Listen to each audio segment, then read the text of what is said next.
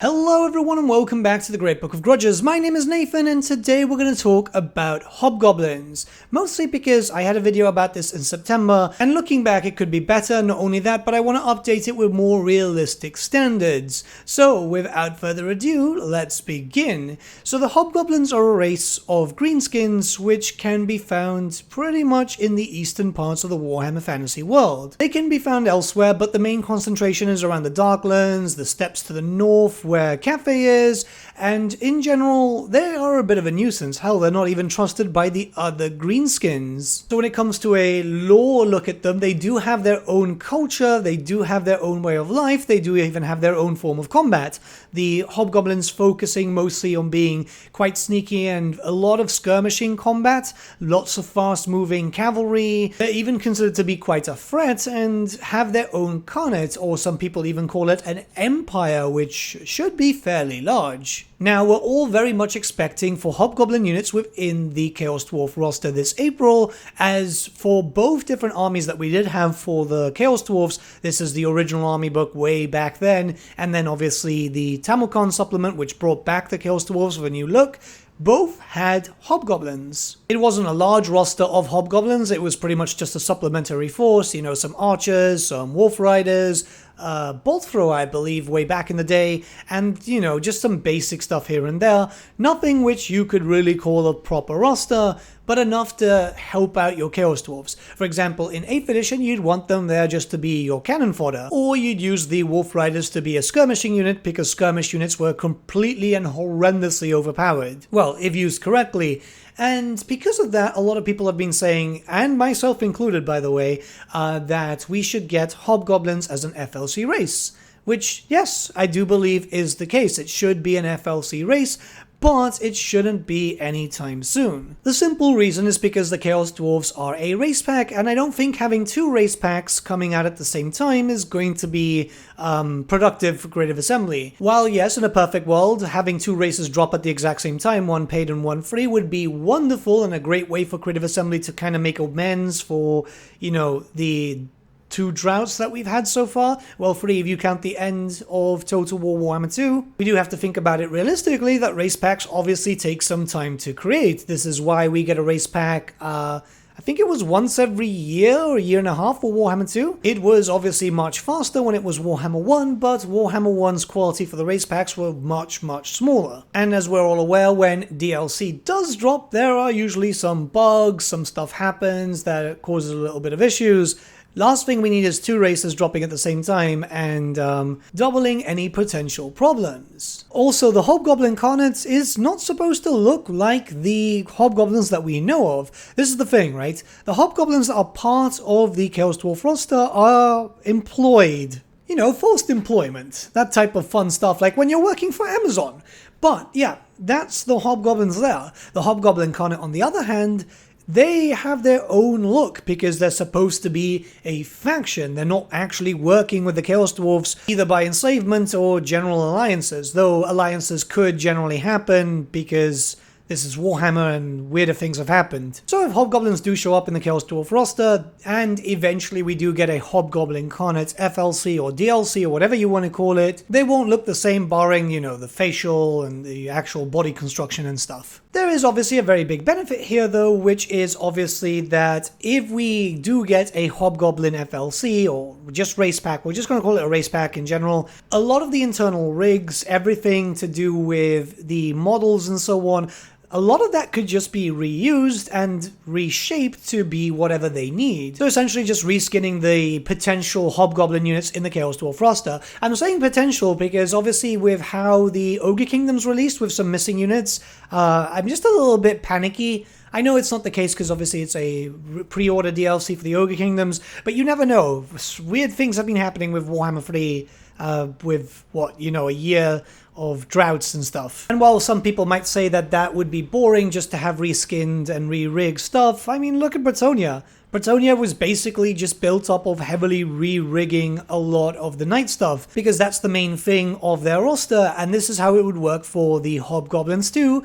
And to be honest, if there's going to be a FLC race in the history of Warhammer 3, it's going to have to be something that they can reuse and make something very, very quickly, rather than, you know, something like Ind, Koresh, or something that would require loads of new rigs, new models, new animations, new everything. Now, all of this is based speculation, obviously, but there is reason to believe that we might see something akin to the Hobgoblin Incarnate. You never know exactly what interpretation might be done, mostly because the Hobgoblin Incarnate has been receiving a few hints every now and then when it comes to Warhammer the Old World posts. Grand Cafe and the stuff that was quite close to the Docklands too had a little bit of a logo for the Hobgoblin Incarnate, showing how vast their empire was back in the day before the Great War against Chaos. It's much smaller now because, well, a lot of that territory was completely destroyed. SRINIVASAN did a pretty big number. But the mention of the Hobgoblin Incarnate over and over again, considering that they were a very well requested race for Warhammer Fantasy, could mean that Games Workshop have been listening and they're looking to potentially make like a small roster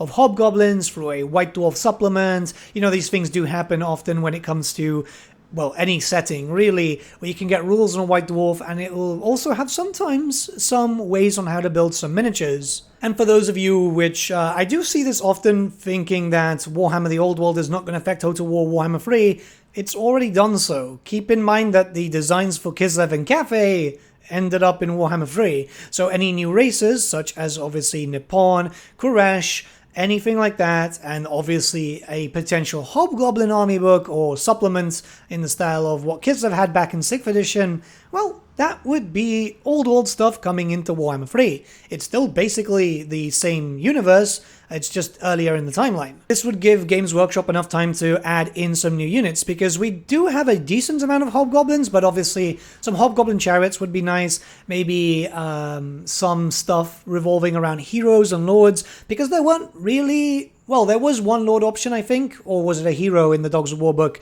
Either way, there's not a lot of Hobgoblin characters, and they'd have to create some Hobgoblin characters to be able to, you know, have a proper race. A Lord option, at least one Lord option. It would be great if there were two, though. Maybe a melee-focused one and then a spellcaster one, or a melee-focused one and a skirmishing archer one. Come to think about it, I don't know if the Hobgoblins actually make use of a lot of magic, but I do imagine that they will use some form of shaman, possibly with the Law of the Little War, because, yeah, you know, that kind of makes sense. It's a goblin after all. Same thing with the heroes, but we already had some heroes, so those heroes would be converted to lord options. Well, the functionality, not the actual direct conversion.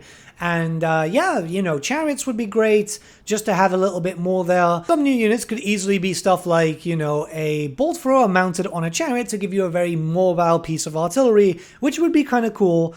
At the end of the day, they're not supposed to be like the strongest, but they should be kind of memey. Like, they'd be great for MP, like multiplayer matches, tournaments and stuff, because skirmish factions, I imagine, should be fairly decent. I think Slaanesh is still top in multiplayer at the moment. My only real question is, how many legendary lords would this have, and potentially, well, where would they start? I imagine that 2 legendary lords would be perfectly fine, one being the Hobgoblin Khan and one being another character being introduced, while Bretonnia themselves as an FLC race had 3 legendary lords and now have 4. Hobgoblins don't really need that much. They don't really need like a full roster of legendary lords. They just need to have a little bit of fun and just kind of exist there. I don't know where they would start. I mean, the fact is that the Eastern Steppes are very chaos corrupted, and this is going to obviously be a bit of an issue because those are the areas that we know they're from. It could be possible that if we get 2 legendary lords, because that's where I'm thinking 2 will be perfectly fine, they could put 1 in Warhammer Korea, just open that area up a little bit. That's on the far right of the map, and well, what we know in lore is maybe there's centaurs there, but the centaurs might have been wiped out by Asavakul, and potentially the Tong are there too, but I imagine that the Tong will be introduced into Norska if Creative Assembly, which I really hope they have been, listening to us and just wanting to change Norska to Tribes of the North or Northern Tribes or something, you know, around that name. And that means that they don't actually have to be there. They could be in the Northern Chaos Waste or Southern Chaos Waste, which would be kind of nice to have a character down there too, to help out Kairos. But yeah, so a character there, and then possibly a character in the Darklands, which would be a very difficult campaign considering that we're expecting Chaos Dwarfs then, and I'm expecting Chaos Dwarfs to be very strong purely because, you know, 8th edition Chaos Dwarfs were absolutely terrifying, but it would provide for a very fun campaign if you're a sadist and want to play just with an army of goblins. Mind you, goblin meta, as we've seen with Skarsnik, is doable, but, you know, it wouldn't work the exact same way. They'd have different tech trees, different ways of playing, all that different type of stuff. And finally, this just kind of sprung up on me. I'm not sure if I've actually discussed this before, but what if this faction was a Horde faction? Hear me out before you switch off, because I know a lot of people instantly felt rage the moment they heard Horde. So all your characters themselves would be Hordes, but you would also get settlements, just not the settlements that you're used to. And I think this would be kind of cool. Think about it as the ogre camps, right? You can build them anywhere. So your main forces are completely mobile, but you can also build camps. Those camps themselves would be your main settlement. They would get up to a big tier 5 and all that type of stuff. Your hordes would too, because obviously a horde faction does do that. But since the hobgoblins are known to basically just constantly raid, you can do that with your forces and hide a settlement wherever you feel like it's the safest way to go. And it could work in a very similar sense to the Beastmen headstones, but not just going onto a settlement itself, but rather when you build up the camp, a bunch of regions around that area through a sphere of influence, those actual settlements will not be able to be recolonized by people until the camp has been destroyed, with possible tech to be able to expand the sphere of influence so you won't need that many camps if you don't want them. Maybe this could be the perfect time for them to fix the Ogre Kingdoms issue, which would be to allow to pack up a camp and move it rather than just expand it and build it somewhere else.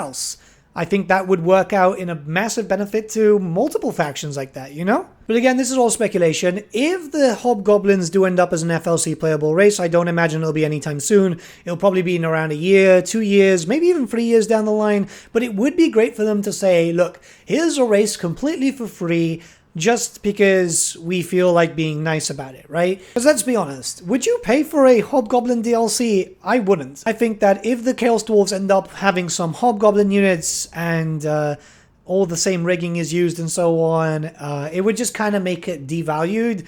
So a free race would be perfect. But yeah, let me know what you guys think in the comments below. Let's start a bit of a discussion. Videos should start coming out at normal time now. I should have recorded a bunch of things in advance. I'm actually working through a bunch of scripts now. Apologies for the random delays between Sons of the Forest coming out, which is really, really good, by the way, and painting up a lot of miniatures. I've just been kind of thrown off. I'm trying to get my minis painted before Warhammer the Old World, and we do have a few Warhammer the Old World speculation videos coming out very, very soon.